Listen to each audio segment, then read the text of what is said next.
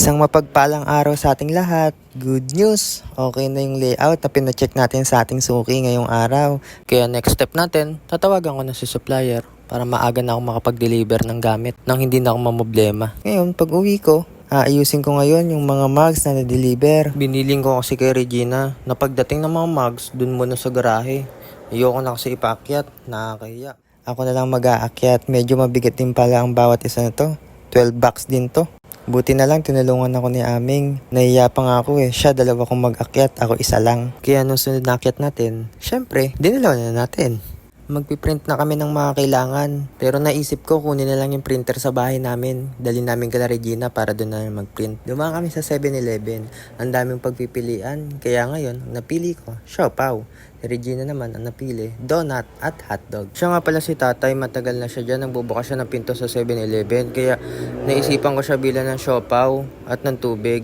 Pang merienda niya ngayong hapon. Yun naman, pabalik na kami kala Regina. Nakuha na namin yung printer. Araw-araw namin to dati ginagawa. Pabalik-balik kami. Sa amin, papunta kala Regina, papunta sa amin, naghahakot ng gamit. Kasi minsan nasa amin yung gamit, minsan nasa kanila. Magpiprint kami sa kanila, magpiprint kami sa amin. Gagawa kami ng mugs sa amin, minsan sa kanila. Kaya ngayon, sa kanila na lang. Para hindi na nakakalito. Nalito kayo na. At ngayon naman, nag-setup na ako ng printer. Kamalas-malasan, yung printer hindi naglalabas ng ink. Nag-troubleshoot pa ako. Yung muntikan na ako mainis na naman. Kasi kung kailan siya kailangan, dun siya naglolo ko. Ayaw niya maglabas ng ink, kulay dilaw lang yung nilalabas niya, nagpuputol-putol. Nung inayos ko siya, putik, ayaw naman niya mag-print.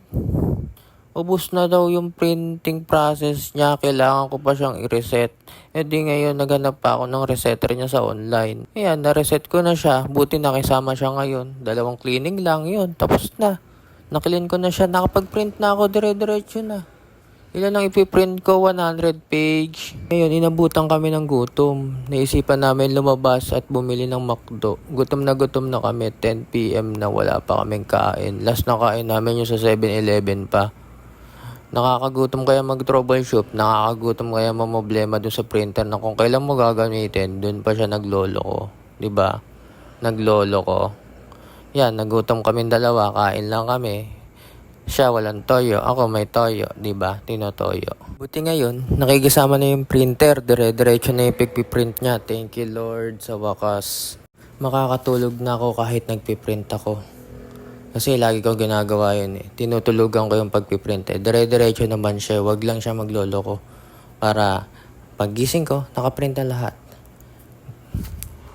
At nga pala, maraming salamat sa mga taong sumusuporta at walang sawang tumatangkilik sa aming maliit na printing shop na pinipilit namin mataguyod araw-araw. Sa pinakamagaling kong graphic designer na si Regina Salcedo Mendoza, siya po yung mga nag-design sa PLDT. Isa po siya sa designer noon at minsan sa ibang mga brand, products or anything. At yun lang po, wag po kayo magsawang mag-chat sa amin kung may papagawa kayo. Mag-chat lang kayo at gagawin namin para sa inyo. Maraming salamat po.